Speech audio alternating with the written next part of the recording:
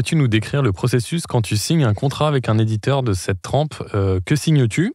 Pourquoi et pour combien de temps? Est-ce un nombre de volumes prédéfinis? Est-ce une durée dans le temps? Bref, à quoi ressemble un contrat d'éditeur?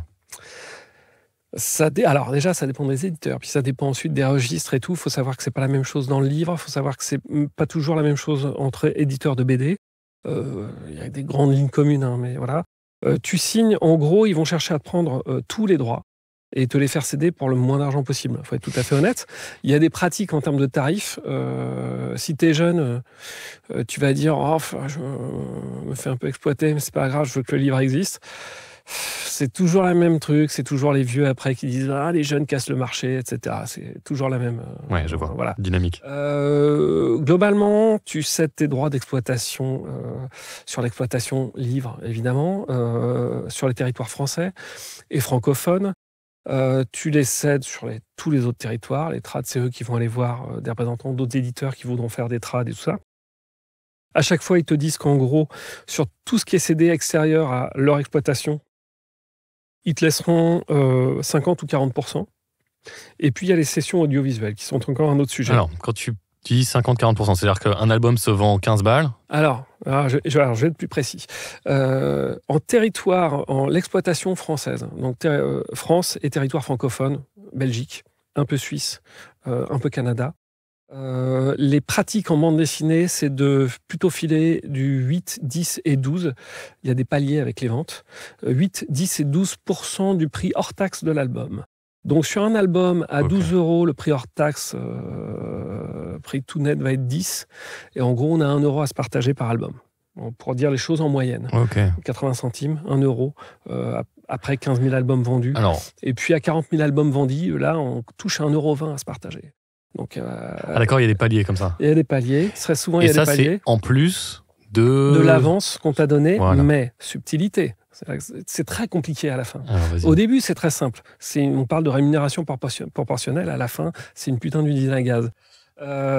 T'es payé, t'as un pourcentage. Les pourcentages, c'est souvent ceux que je t'ai donnés. En littérature jeunesse, c'est inférieur à ça. En livre, c'est supérieur, je crois. Mais par contre, on te file une avance en BD. Le truc, c'est qu'à une époque, on te filait une avance non remboursable, c'était un fixe, et après, tu vendais les bouquins et tu touchais dès le premier album vendu. Au bout d'un moment, les ventes s'amenuisant, on voulait quand même garantir des avances aux auteurs, je pense que c'était ça l'idée, mais on leur a dit qu'il faudra les rembourser. Donc, alors, c'est pas une vraie dette. C'est-à-dire qu'on ne te dira pas, mec, là maintenant tu me rends la thune. On me filait quelques milliers d'euros. Moi, je suis monté à 5 ou 6 000. C'est une bonne avance pour un scénariste, euros. Mais par contre, pour un album. Mais par contre, du coup, comme je touchais 50% des droits sur les ventes, donc 50 centimes par album en moyenne, 50 centimes, atteindre 5 000 €, tu dois vendre 10 000 bouquins. Donc, je devais vendre 10 000 livres et après, je commençais à toucher des droits. D'accord. Voilà, c'est ça l'idée. Et ce qui pose des problèmes, parce que le dessinateur, il va toucher en général plutôt entre 15 et 20 000 en moyenne sur un bouquin. Mais il touchait 50 centimes aussi. Donc il disait, mais c'est horrible, je dois attendre d'avoir touché 40 000 bouquins. Le dessinateur gagne toujours plus que le scénariste? Sur l'avance, très souvent, parce que l'avance, entre guillemets, l'idée, c'est que l'avance récompense le temps de travail sur le bouquin pour faire le livre, et qu'après, les droits récompensent le succès. Qui peut dire, mais c'est des vrais problèmes, hein. Il y a des engueulades, il y a des vraies discussions sur comment tu valorises l'apport créatif. Pourquoi on achète une BD? Pour l'histoire, pour le dessin? Dans ma tête, c'était 50-50 bêtement. Il y a d'autres systèmes. Par exemple, quelqu'un comme Jean Van Damme a dit moi, je ne toucherai que 30% des droits. Et le dessinateur en touchera 70%. Voilà. Un tiers, deux tiers, plutôt.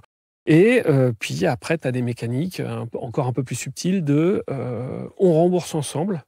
Donc, on fait des droits un peu proportionnels à nos avances. Et une fois qu'on a remboursé en même temps notre avance, là, on touchera 50-50. Mais derrière, là où c'est encore plus rigolo, c'est qu'après, les dessinateurs, s'ils ont fait des pages originales, il y en a beaucoup maintenant qui bossent en numérique, mais tu fais des pages à l'encre ou aquarellées et tout, tu les vends. C'est une source de revenus aussi pour le dessinateur, sur laquelle certains scénaristes ont pu dire mais c'est marrant parce que les codes de ta page, elles sont très très élevées quand c'est ta série avec moi. Et puis elles sont beaucoup moins élevées quand c'est tes autres séries qui se sont moins vendues. Donc je veux un pourcentage, tout un bordel. Donc c'est des discussions, ça, pareil, conseil. Moi, c'est des discussions que j'ai en amont.